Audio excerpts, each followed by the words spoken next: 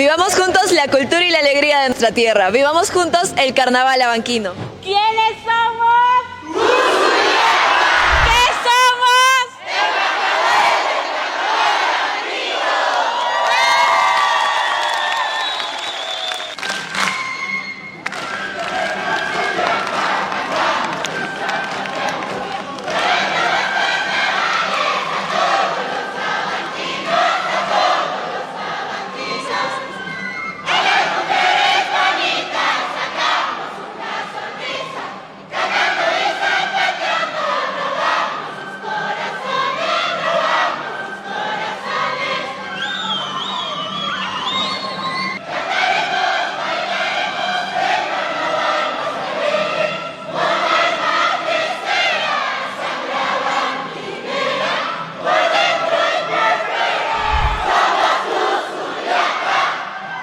Buenas noches, nos encontramos con parte de la Junta Directiva de Tusuyacta, quienes ya se encuentran en preparativos para el concurso de comparsas 2025.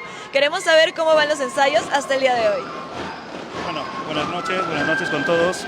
Primero agradecer la visita de este medio que representa a la municipalidad para visitar nuestros ensayos. Como pueden ver, a base de disciplina y esfuerzo, estamos llevando adelante a un grupo importante de personas, siempre manteniendo la responsabilidad de ostentar un título que ha sido el primer puesto el año pasado en el concurso de comparsas y con miras a la obtención del título para este año 2025. Okay. Para conocer un poco más de la comparsa Tusuyacta, queremos saber cuántos años de creación tienen y qué significa realmente el nombre de Tusuyacta. La comparsa tiene 20 años de creación desde el 2005 como taller de danzas carnavalescas y en el 2007 nace como Tusuyacta, como comparsa de carnavales Tusuyacta. ¿Qué es lo que significa el nombre de Tusuyacta? Bueno, Tusuy baila, Yacta pueblo, el pueblo que baila su carnaval abanquino.